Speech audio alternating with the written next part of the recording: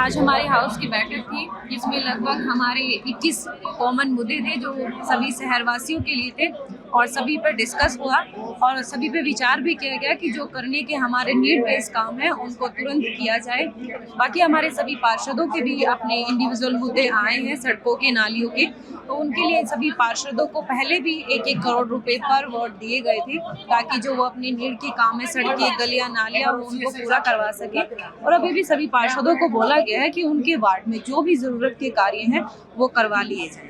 Madam, बारिश शुरू हो चुकी है, मानसून आ गया है और किस तरह की तैयारी है शहर में कि ऐसे हालात ना बने जैसे हर बार बनते हैं? देखिए, आप लोगों ने देखा ही होगा कि मेन हमें समस्या आती है कि जो हमारे ड्रेन नंबर 1 है वो ओवरफ्लो हो जाती है क्योंकि ड्रेन की सफाई नहीं हो पाती। लेकिन आप लोग देख ही रहे होंगे कि बरसात से पहले ही ड्रेन की सफाई कर दी गई है और इस बार ड्रेन की सफाई भी बहुत अच्छे से की गई है। ड्रेन से पूरी शीट नीचे से निकाली गई है जिसमें ड्रेन में बहुत स्पेस है ताकि जिससे बरसात में अगर पानी आता है तो वो पानी ओवरफ्लो होकर सड़कों पर ना आए। और उससे पहले ही हम एक सुपर सकर मशीन है वो भी हमारी काम कर रही है, जो हमारे मेन सीवर हैं उनकी सफाई कर रही है ताकि जो सीवर है हमारी वो प्रॉपर काम करें और पानी ओवरफ्लो होकर बरसात के मौसम में सड़कों पर ना आए और हमें जो सीवर की दिक्कत आती है बंद होने की वो दिक्कत भी खत्म। जल भराव नहीं होगा इस बार? इस बार हमारा पूरा प्रयास है कि बरसात के मौसम में जल भराव ना हो, फिर भी अगर कहीं स्थिति बनती है तो उसके लिए भी हम लोग तैयार हैं। हमने अपने जो पंप्स हैं वो भी तैयार किए हुए हैं कि अगर कहीं ऐसी स्थिति आती है कि हमें ज़रूरत पड़ती है पंप से पानी निकालने की तो वहाँ पर तुरंत प्रभाव से पानी निकाला जाएगा।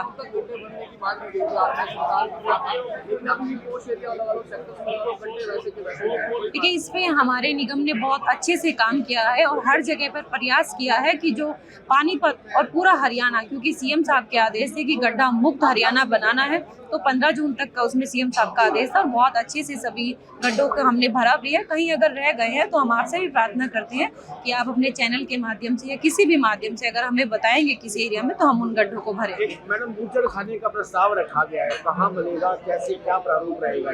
कि ये हमारी सरकार की गई तो एक सख्त आदेश है, किसी भी स्कूल, कॉलेज, मंदिर के पास में इस तरह की कोई भी शॉप नहीं होनी चाहिए और इसी को हमने आगे किया है प्रोसीड की इस प्रकार की हम जगह आइडेंटिफाई करेंगे कि शहर से बाहर एक अलग इसका एरिया बनाया जाए ताकि शहर के लोग, क्योंकि हर व्यक्ति की पसंद नहीं होती कि वो नॉनवेज में जाए, कुछ लोगों को दिक्कत भी होती है, तो और इस तरह की जो शॉप्स हैं वो शहर के बाहर होनी चाहिए, अलग होनी चाहिए। तो उसके लिए हम जगह डिफाइन करेंगे और वहाँ पे अलग से सेपरेट हम ये मार्केट बनाएंगे। एक अतिक्रमण को लेकर बाजारों में मुनादी कराई गई है, दुकानों के छड़े, चबूतरे वगैरह तोड़े जाएंगे जिसका दुकानदार विरोध कर रहे हैं। कहाँ तक ये अभियान आप सफल कर पाएंगे?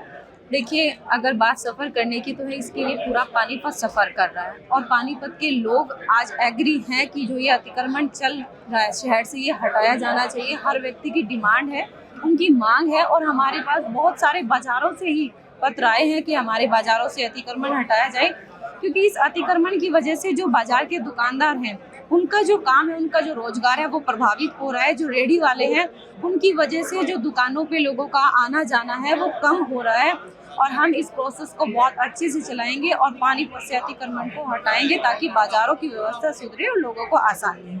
जी देखिए, पहले तो आज सबसे बड़ी बात कि पिछली बार के जितने भी एजेंडे थे हमने रिव्यू किए हैं। सबसे पहला जो मेन एजेंडा था जो लास्ट टाइम का इंजीनियरिंग विंग से रिलेटेड था, सारे पार्षद को हमने 1-1 करोड़ के वो दिए थे। आप देखेंगे बहुत सारे लोगों के तो 1 करोड़ से ऊपर के काम लग गए हैं, कुछ एक के बाकी हैं। वो कहीं ना कहीं आपस में वो इशू होगा, या तो जगह फाइनल नहीं होगी या और इशू से होगा। पिछली बार के 90% से ऊपर जो काम थे उन सभी के हमारे टेंडर लाइव हो चुके हैं।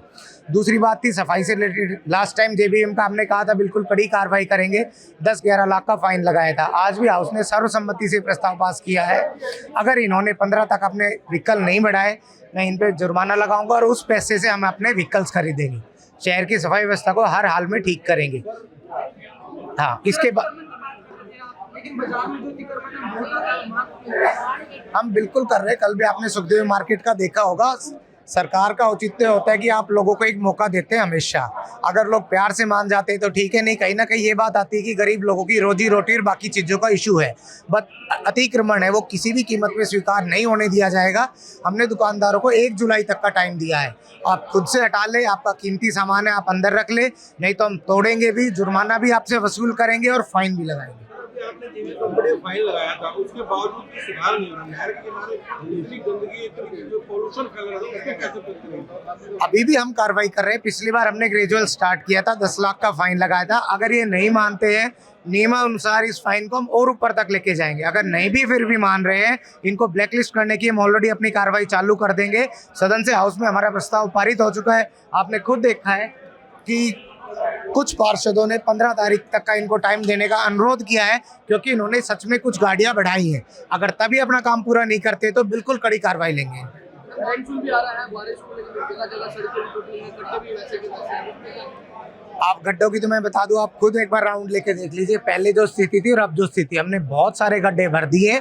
आगे कुछ गड्ढे बचे हैं, अगले आने वाले 5-10 दिन में भर जाएंगे। दूसरी बात आती है मानसून की तैयारियां। हमने 2 सक्शन माउंटेड पंप्स ले लिए हैं। जगह जगह हमारे जितने भी परमानेंट पंप थे उनकी रिपेयरिंग करा दी है। 200 आदमियों की हमने डेडिकेटेड टीम भी लगा दी है। बट कहीं ना कहीं कुछ चीज़ें होती हैं जो आपके कंट्रोल में नहीं होती है। एक है प्लास्टिक वेस्ट। लोगों से मेरा अनुरोध है कि आप जगह जगह प्लास्टिक वेस्ट को नालों में डालते रहेंगे। निगम कितनी मेहनत करता रहेगा, वो चीज़ें कभी नहीं सुधर सकती, क्योंकि अल्टीमेटली नालियों को वो चोक करता है। दूसरा, वाटर की इंटेंसिटी। अगर एक ही घंटे में सपोज करो इतनी ज़्यादा बारिश हो गई कि धरती की हमारी ड्रेनेज कैपेसिटी नहीं है, तो कहीं ना कहीं वाटर लॉगिंग होगी।